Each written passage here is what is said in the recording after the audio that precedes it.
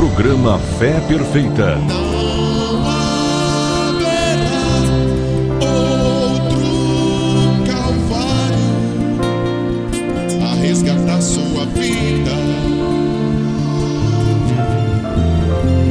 Não haverá outra mensagem.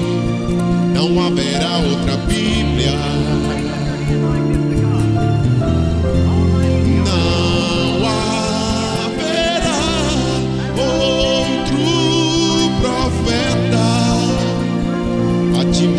Saída.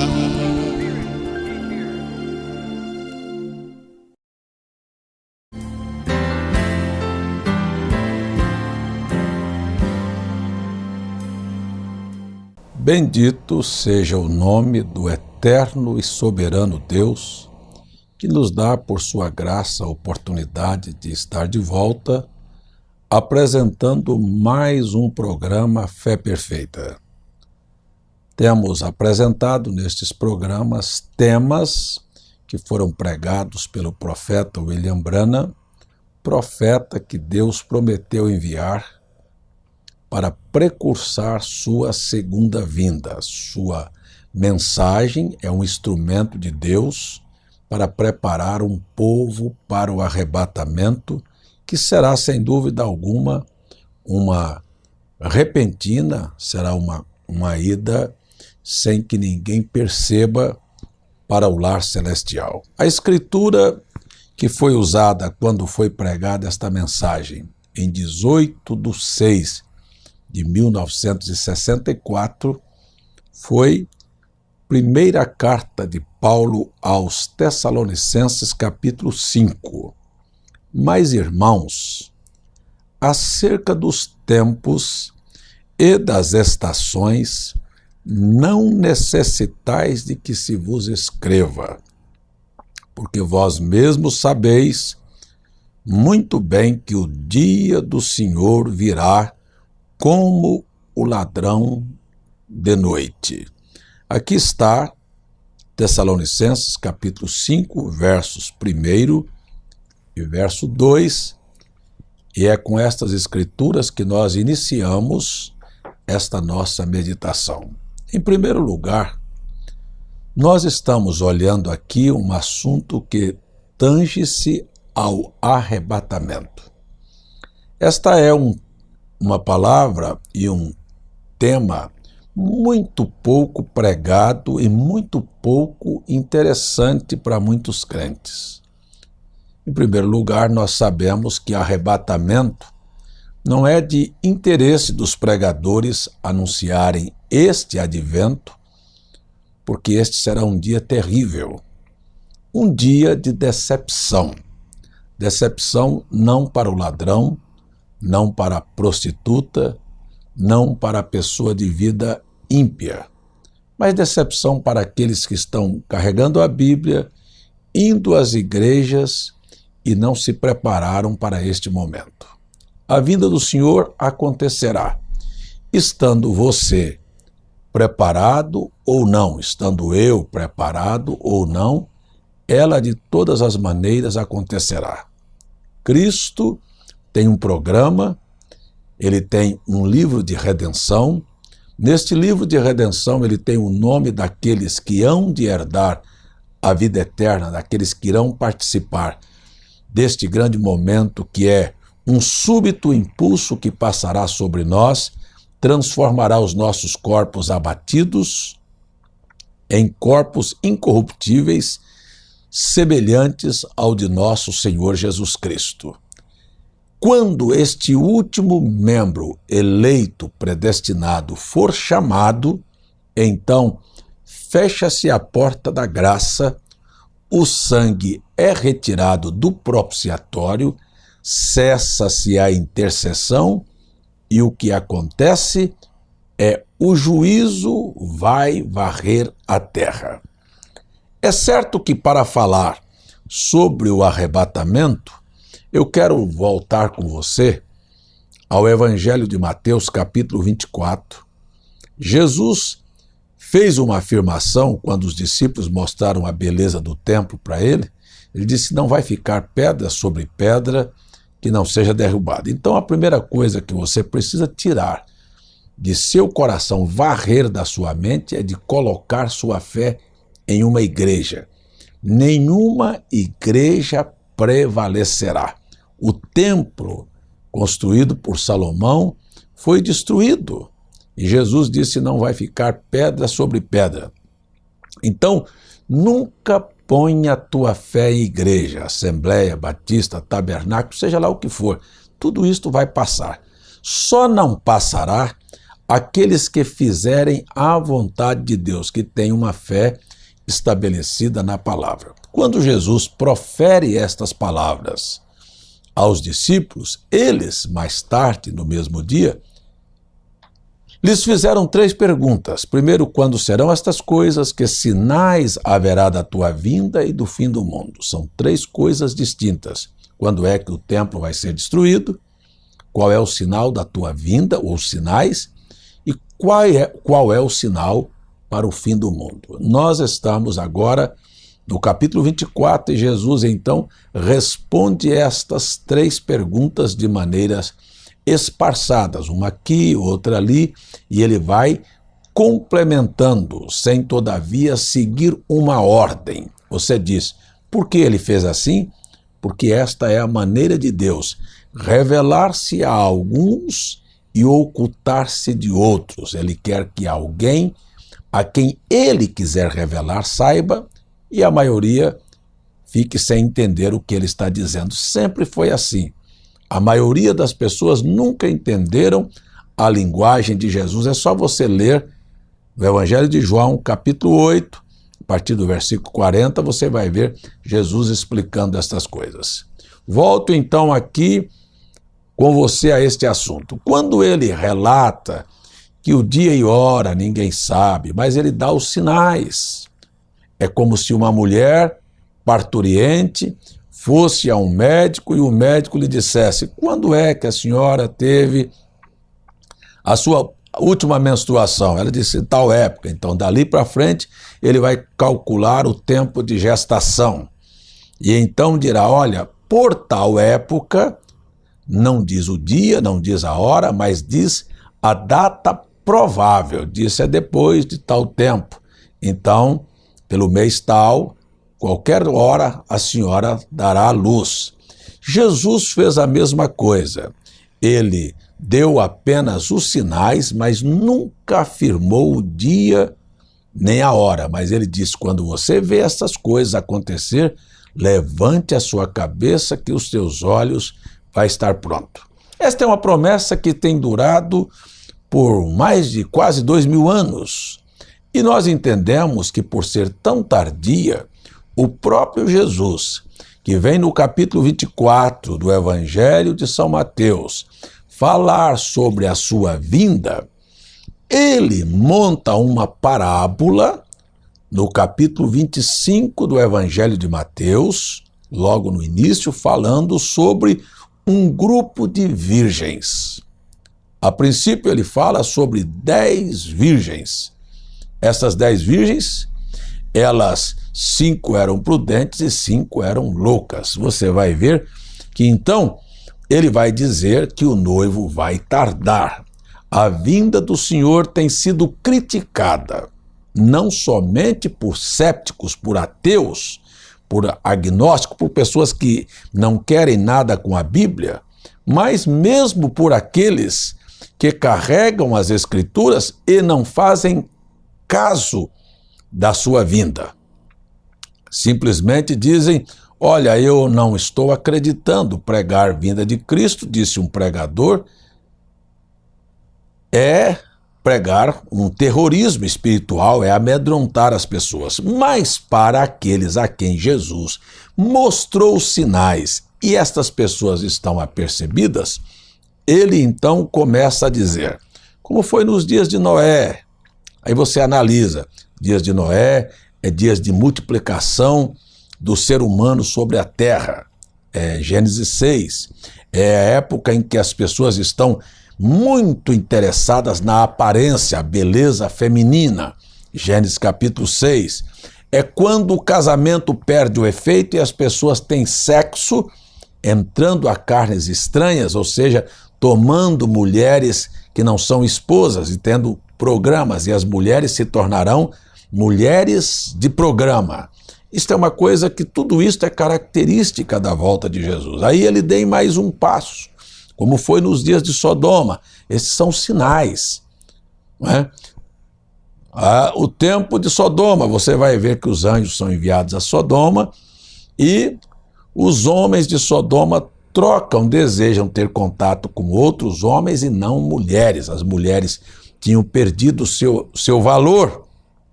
E então, parece que o sexo oposto era mais atraente, é o que está acontecendo na sociedade atual, homens com homens e mulheres com mulheres.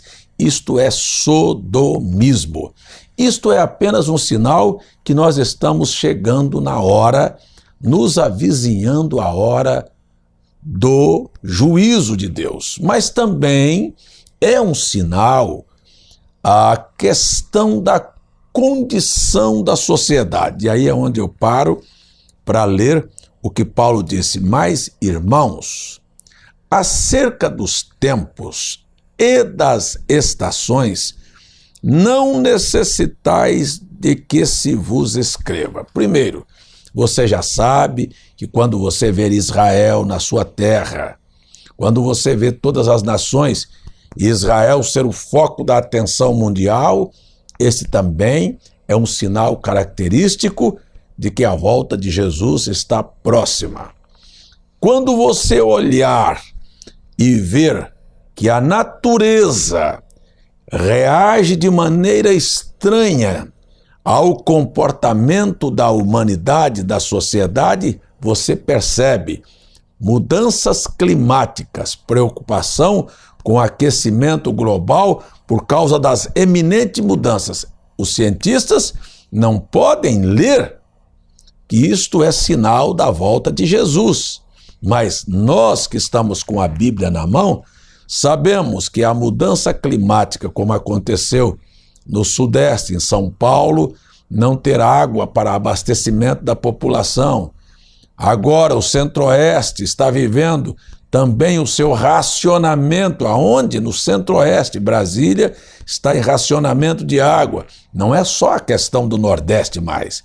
Então você percebe que todo esse transtorno é sinal da volta de Jesus.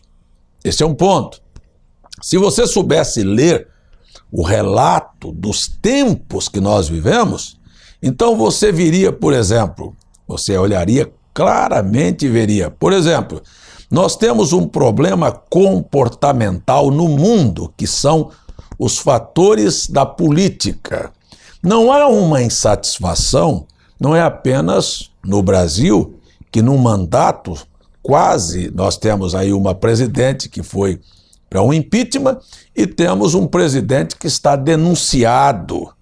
Veja, no Supremo, e se o Congresso vai ou não votar, isso é coisa que nós estamos para ver, mas o fato é que há um descrédito da sociedade na classe governante que está podre. Esta é a grande verdade. Se mexer, se fizer um levantamento mais profundo da condição do Brasil, você vai ver que a classe política chegou a esta situação. Muito bem, mas isso não é questão do Brasil. Os Estados Unidos tem 100 e poucos dias que colocou um presidente, já se pensa no impeachment. O da França, no dia seguinte da sua eleição, uma manifestação popular contra ele. A Venezuela, da mesma maneira. A Síria, da mesma maneira. A Coreia, na mesma condição. Enfim, você olha para o mundo, todas as nações estão insatisfeitas e com um clamor.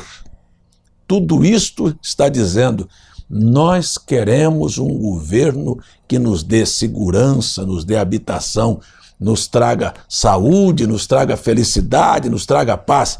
Isto é o clamor mundial. São sinais que os tempos estão mostrando para nós que inconscientemente eles pedem o governo de Cristo, que é o único governo que dará às pessoas do mundo uma paz. Se você notar, então, a nossa justiça e a justiça do mundo, aliás, se você estudar o direito disse não há tal coisa como justiça, há uma análise lógica. Se busca fazer justiça por uma analogia daquilo que pode ser melhor, não é pela justiça, que é uma coisa justa. Aí você olha então e vê, se vai fazer aqui no Brasil, por exemplo, uma análise, você acompanhou a cassação de uma chapa, mas aqui estão efeitos de corrupção, mas não estão ligados a esta investigação, então se põe um pano e diz, não, está tudo bem, isto aqui vai passar porque nós não queremos. Isso não é justiça. Quando você pega os grandes que realmente trouxeram prejuízo incalculável para a nação, eles têm uma prisão de poucos dias e depois vão para suas casas gozar de uma liberdade condicional. Meu amigo, o pobre está na cadeia, como temos visto, com sarnas, com tuberculoses, com superlotação, com miséria, e os ricos, cada um arranja uma proteção. Bons advogados, isto não é justiça e o mundo inconscientemente clama por uma justiça, porque o único reino que haverá justiça é o reino de nosso Senhor Jesus Cristo. Então, tudo isto que nós estamos assistindo nos telejornais, nos acontecimentos mundiais, não precisava nem de vir aqui na televisão para falar para você que isto é sinal da volta de Jesus, que você em casa já deveria saber. Quando você vê a violência, quando você vê o desrespeito entre pais e filhos, entre filhos e pais, quando você vê o crescente índice de homossexualismo, tudo isto são sinais. A sociedade está mostrando para nós, o mundo, a política, a justiça, tudo mostra para nós que a única esperança para o mundo é Jesus Cristo. Toda a esperança repousa na segunda vinda do Senhor. Mas esta é uma coisa que não se deve propagar. Por que não se deve? Porque não há esperança naqueles que deveriam ter esperança. Eu quero dizer para você que não há esperança para mim em nenhum partido político no mundo, nenhum presidente. Ninguém apresentará como o Salvador. Nunca mais vamos ter famílias. Nunca mais. Homem casado com mulher e mulher casado com homem e estabilidade. Não. Será de mal a pior cada dia. Aliás, eu tive agora um exemplo claro disto, de uma senhora que congrega conosco, professora, e uma garota de 4 ou 5 anos veio a ela e disse, professora, quando eu crescer, eu vou casar com a senhora. A professora disse para a menina, não, minha filha, você quando crescer vai casar com um homem, vai ter uma família, porque casamento é de um homem com uma mulher. A professora não sabia do histórico familiar daquela garota. Disse, não, mas eu amo a senhora, eu quero casar com a senhora. E a professora tentou convencer a criança, a menina, que mulher casa com homem, homem casa com mulher. Era assim a Constituição, até que ela foi rasgada. Por causa de quê? De justiça ou de lógica? De analogia da sociedade contemporânea para dar a abertura aos movimentos que surgem no mundo. Então preste atenção que a criança insistiu e a professora foi falar para ela que não era assim. Ela disse, não, a senhora está enganada, em outras palavras. Disse, a minha mãe vive com a minha madrinha, quer dizer, a mãe já tinha um relacionamento com outra mulher e ela viu e ela seguiria o mesmo exemplo que a mãe estava dando. É assim, nunca mais, até que nosso Senhor Jesus Cristo venha e intervenha nesta terra. E Paulo vem e diz, acerca dos tempos e das estações, não precisa te falar, esses sinais são claros.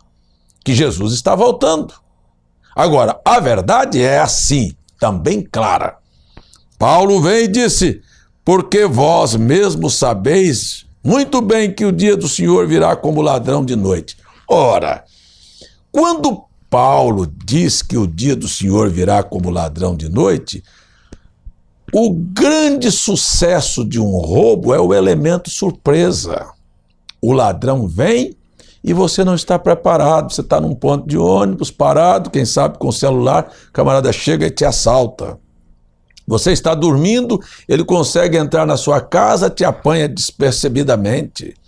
E a vinda do Senhor será desta maneira. A igreja não está preparada, não se interessa, os pregadores não estão interessados em preparar as pessoas para a vinda do Senhor. Há um movimento até para ganhar mais pessoas para a igreja, não para o céu, para a igreja. Há muita movimentação para festas, festa de coral, festa de aniversário de templo, há muita movimentação, festa do aniversário do pastor, uma confraternização de mocidades e há muita movimentação em torno disto. Mas eu queria perguntar uma coisa para você que está me assistindo. Responda para a sua alma. Você está pronto, se Jesus vier hoje, para ir no arrebatamento? Sua alma está preparada para isto? Ou você diria para Deus: não, espera um pouquinho, olha, ele virá numa hora em que você não sabe. Ele disse, deixou os sinais estão aí. As pessoas não são capazes de conseguir ler os acontecimentos mundiais, nacionais, como sinais da vinda de Jesus. Nem os sinais escriturísticos conseguem ver. Se a gente disser: olha, Deus mandou um profeta para preparar para a vinda do Senhor, ele diz: é falso. Mas por que é falso? Porque chamou o povo para abandonar as modas, para abandonar o mundo, para abrir mão do que está errado na vida, para se consertar, para pedir perdão, para liberar perdão, para ter uma vida simples, para não colocar a sua atenção e fé em nada deste mundo, porque isto vai passar. Sabe como é chamado? Falso. Por quê? Porque na primeira vinda de Cristo não houve nenhum anúncio espetacular de que ele estava na terra e de que ele tinha chegado. Foi assim. Uma virgem recebeu a visita de um anjo e concebeu.